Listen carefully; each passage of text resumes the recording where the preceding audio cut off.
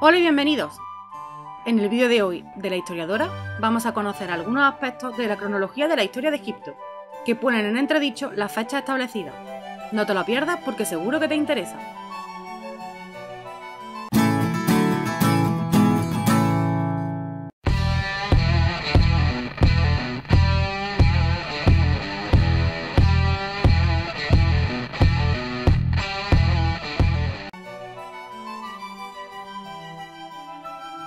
En las cronologías de la civilización egipcia nos encontramos también con la presencia de unos seres conocidos como dioses y semidioses. Los historiadores ortodoxos prefieren utilizar otros nombres, y a veces los semidioses pueden ser traducidos como manes, y los espíritus que se quedan convertidos en héroes. Se busca una coherencia en una lógica imposible, aunque sea a costa de profanar lo sagrado. Algunos de los documentos históricos más significativos que registran el pasado de la civilización egipcia son, por ejemplo, el papiro de Turín, la piedra de Palermo y los textos que escribió el sacerdote egipcio Manetón. Pero hay muchos más.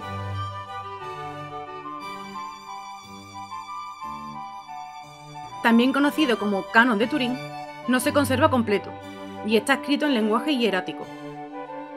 Se deduce que originalmente debía contener más de 300 nombres de reyes, detallando con precisión los años, meses y días de cada reinado.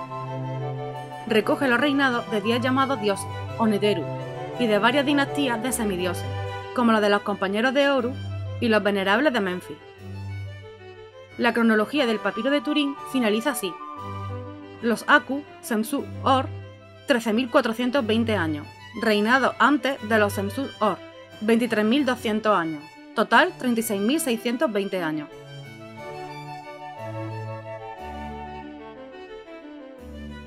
A juzgar por el último rey que aparece en el listado de la piedra de Palermo, debería pertenecer al reinado del faraón Neferikare, 2446-2426 a.C., rey de la quinta dinastía. Se trata de la mitad de una enorme losa de diorita negra, que originalmente debía medir aproximadamente unos 2 metros de longitud y 60 centímetros de altura, y que actualmente se puede contemplar en el Museo de Palermo, aunque en realidad existen 7 fragmentos en total distribuidos por diferentes museos del mundo. El documento, en escritura jeroglífica, da cuenta de 120 reyes predinásticos, que reinaron antes de que existiera oficialmente la civilización egipcia. De nuevo aparecen los nombres de los misteriosos dioses y semidioses, engrosando las genealogías reales egipcias.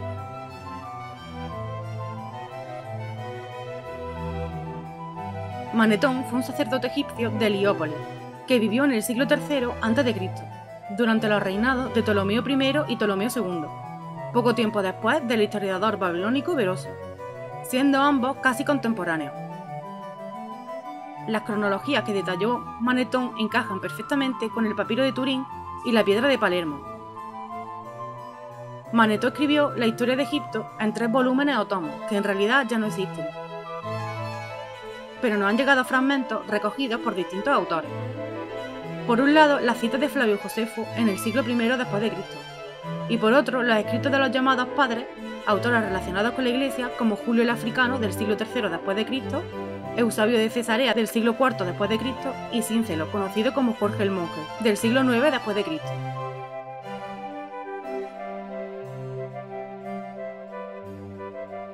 Según recoge Eusebio, una dinastía de dioses reinó en Egipto durante 13.900 años.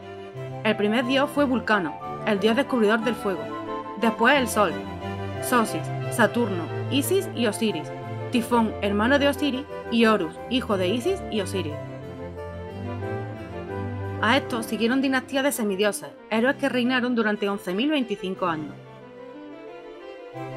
lo que hace un total de 24.925 años. A partir de ese tiempo, aproximadamente sobre el año 3000 a.C., reinaría el primer faraón humano. Parece que oficialmente es Menes, el primer faraón, también identificado como Narmer, pero seguramente hubo algunos anteriores. De hecho, se sabe que anteriormente a Menes reinaron otros monarcas, como el faraón Escorpión y el faraón Ka. Aquí puedes ver la lista de los primeros reyes de Egipto, según Eusebio de Cesarea.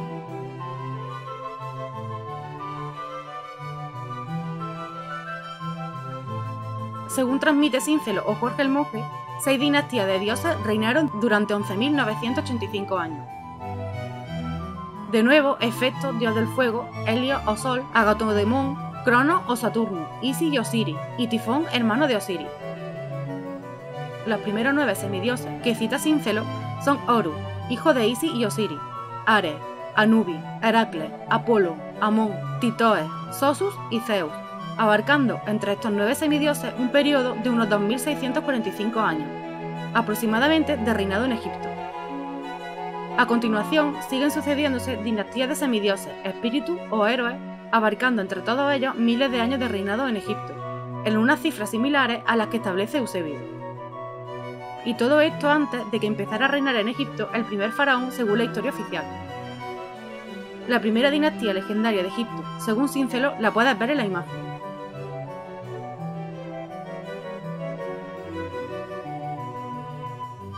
Hay pequeñas diferencias entre las cronologías de Eusebio y Síncelo, pero ambas básicamente son muy similares en la línea y en el concepto esencial.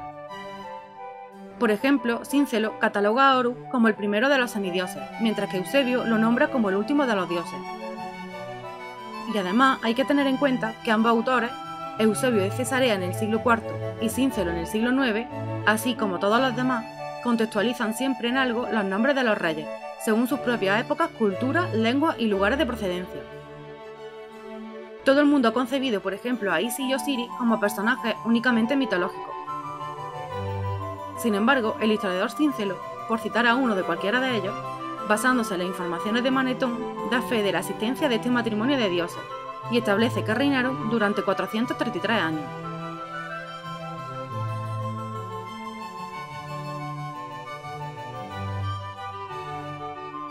Si todos estos reyes hubieran sido figuras inventadas, probablemente no se hubiera hecho constar la duración de su reinado en cifras tan exactas, sino que simplemente se habrían presentado esos periodos como espacios de tiempo indefinido.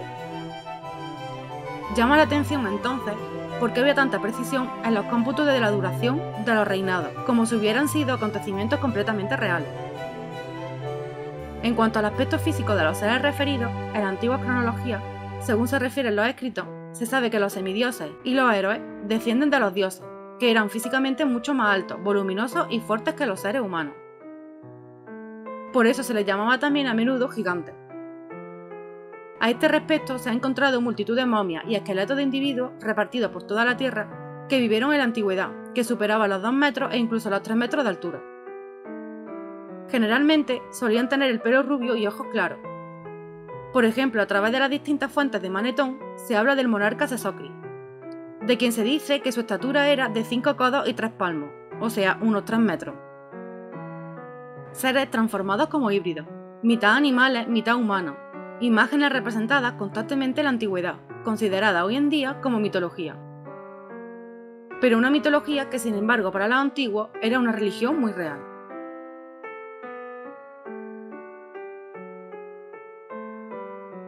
Por su parte, Julio Africano vuelve a referirse a los dioses, semidioses, héroes y espíritus. Detalla que después del diluvio, la primera casa real egipcia tuvo 8 reyes, el primero de los cuales fue Menes de Tis, que reinó durante 62 años. Fue arrollado por un hipopótamo, aunque Eusebio precisa que era un dios en forma de hipopótamo. Otros escritos antiguos recogen fragmentos procedentes de Manetón, como las selecciones latinas de Bárbaro, un autor que se cree que dependió de Julio Africano y que podría identificarse con el monje aniano. Presenta pequeñas diferencias cronológicas habituales, pero igualmente se explaya en desarrollar largas genealogías de dinastías divinas y semidivinas.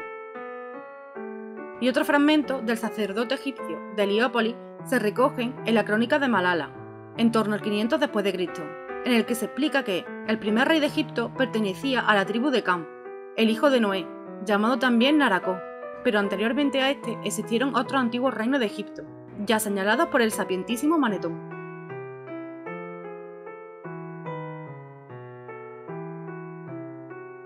No podemos olvidar tampoco el importante testimonio de Diodoro de Sicilia, un famoso historiador griego del siglo I a.C., que empleó 30 años en escribir una historia universal, para lo cual visitó todos los lugares y monumentos que mencionó. En Egipto fue ilustrado por los sacerdotes y eruditos egipcios de aquella época, y no dudó en escribir que los primeros monarcas del país del Nilo reinaban desde hacía 23.000 años. Otra vez asomaban dioses y semidioses en la cronología de Egipto, en un tiempo en el que todavía no reinaban los seres humanos. Pero además de estos valiosos escritos, existen otras fuentes, como por ejemplo las que recoge en su libro En busca de la Edad de Oro el investigador Javier Sierra, de la mano de Robert Bauwall. Robert Bauwall me remitió a otros documentos egipcios mucho más antiguos que los escritos de Manetón, para ayudarme a centrar el problema. Esos documentos son los ya célebres textos de las pirámides, hallados en monumentos de este tipo de la quinta y sexta dinastía, o en los menos conocidos textos de la construcción, esculpidos a lo largo de los muros de los templos de Edfú y de Endera. En ellos, según Bauwall, se encierra la pieza clave para entender quiénes fueron los verdaderos fundadores de Egipto. Por último, también tenemos procedentes de las tierras hebreas la Biblia o Sagrada Escritura, como documento histórico en apoyo de la longevidad primitiva, sobre todo en la época antediluviana. En su primer libro, Génesis, se revela, por ejemplo, que Noé vivió 950 años, Enos vivió 905 años, Cainán vivió 910, Mahalalel vivió 895 años, y así un largo etcétera.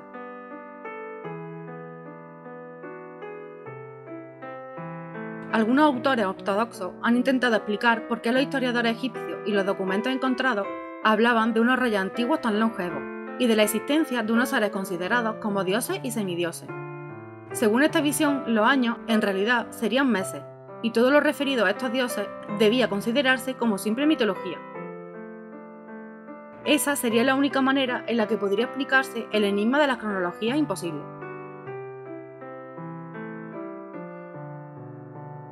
Pero entonces surgen varias interrogantes. Si todos los historiadores y documentos antiguos, piedras, estelas, papiros, a partir de la primera dinastía oficial de Menes y siguiendo con las dinastías del Imperio Antiguo, Imperio Medio e Imperio Nuevo, contabilizan siempre los años como años y nunca como meses, ¿por qué hay que considerar que los años se convierten en meses desde Menes hacia atrás en el tiempo? Dado el dominio magistral de la ciencia y los avanzados conocimientos celestes y astronómicos que tenían los egipcios, ¿cómo podrían confundir o interpretar un ciclo anual celeste con todas sus características estaciones del año pasadas las constelaciones, solsticios, con un ciclo mensual? Para cualquier astrónomo de hoy en día, esa explicación sería un disparate. La historia y las ciencias oficiales han intentado interpretar los años como meses porque no les cuadran las cuentas. Se han inventado un cómputo de tiempo hecho a nuestra medida, a la de los seres humanos en la actualidad, pero la contabilidad cronológica egipcia o babilónica iba por otro camino. Hemos visto ya, por ejemplo, cuando hemos citado el papiro de Turín, que los reinados de los reyes se medían minuciosamente en años, meses y hasta en días. Entonces, no hay justificación ninguna como para poder interpretar o confundir los años con los meses, ni los meses con los días.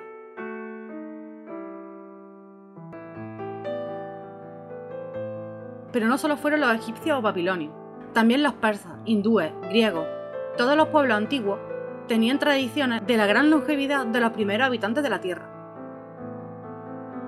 ¿Todos los registros del mundo tenían los mismos errores de computación del tiempo, referenciando a unos reyes tan longevos?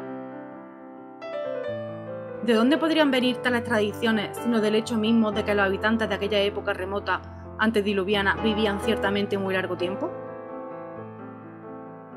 ¿Todo lo presentado aquí es simplemente la fabulación mitológica de los antiguos?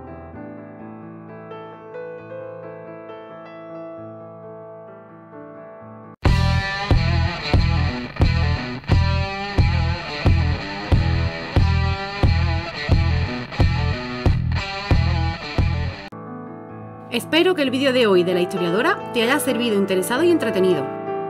Déjame en los comentarios tu opinión, consejos, gustos y temáticas favoritas para ayudarme a hacer un canal mejor para ti.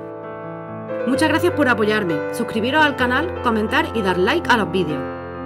¡Hasta el próximo vídeo!